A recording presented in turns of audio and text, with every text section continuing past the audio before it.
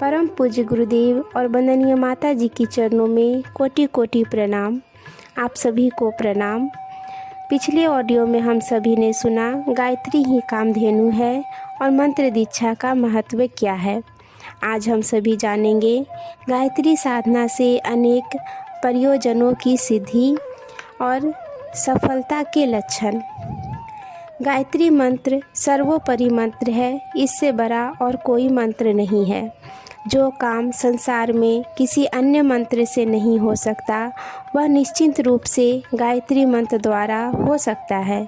दक्षिण मार्गी योग साधक वेदोक्त पद्धति से जिन कार्यों के लिए अन्य किसी मंत्र से सफलता प्राप्त करते हैं वे सब प्रयोजन गायत्री मंत्र से पूरे हो सकते हैं।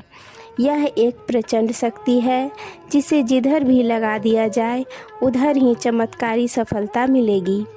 काम में कर्मों के लिए सकाम प्रयोजनों जैसे कि रोग निवारण, विष निवारण, बुद्धि वृद्धि, राजकीय सफलता, दरिद्रता का नाश, संतति की प्राप्ति, शत्रुता का संहार, भूत बाधा की शांति, दूसरे को प्रभावित करना, रक्षा कवच, बुरे मुहूर्त और शकुनों का परिहार, बुरे स्वप्नों के फल का नाश आदि के लिए अनुष्ठान करना आवश्यक होता है।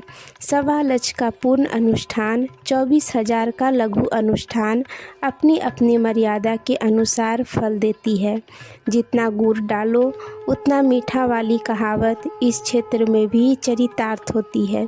साधना और तपश्चर्या द्वारा जो आत्मबल संग्रह किया गया है उसे जिस काम में भी खर्च किया जाएगा उसका प्रतिफल अवश्य मिलेगा। गायत्री की साधना चाहे सकाम भाव से की जाए चाहे निष्काम भाव से, पर उसका फल अवश्य मिलता है। अभीष्ट फल न भी मिले तो भी गायत्री साधना का श्रम खाली नहीं जाता, उससे दूसरे प्रकार के लाभ तो प्राप्त हो ही जाते हैं। उसे अनेक मार्गों से ऐसे लाभ मिलेंगे जिसकी आशा बिना साधना के नहीं की जा सकती। गायत्री मंत्र से सफलता का क्या लक्षण है वह जानेंगे। गायत्री साधना से साधक में एक सूक्ष्म दैवी चेतना का आविर्भाव होता है। प्रत्यक्ष रूप से उसके शरीर या आकृति में कोई विशेष अंतर नहीं आता, पर भीतर ही भीतर भारी हेर फेर हो जाता है। आध्यात्मिक तत्वों की वृद्धि से प्राणमय कोश, विज्ञानमय कोश और मनोमय कोश में जो परिवर्तन होता है उसकी छाया अन्नमय कोश में बिल्कुल दृष्टिगोचर ना हो, ऐसा नहीं हो सकता। यह सच है कि शरीर का ढांचा आसानी से नहीं बदलता, पर यह भी सच है कि आंतरिक हेरफेर के चिन्ह शरीर में प्रकट हुए बिना नहीं रह सकते। इसकी परीक्षा इन लक्षणों से हो सकती है, जैसे शरीर में हल्कापन और मन में उत्साह होता है।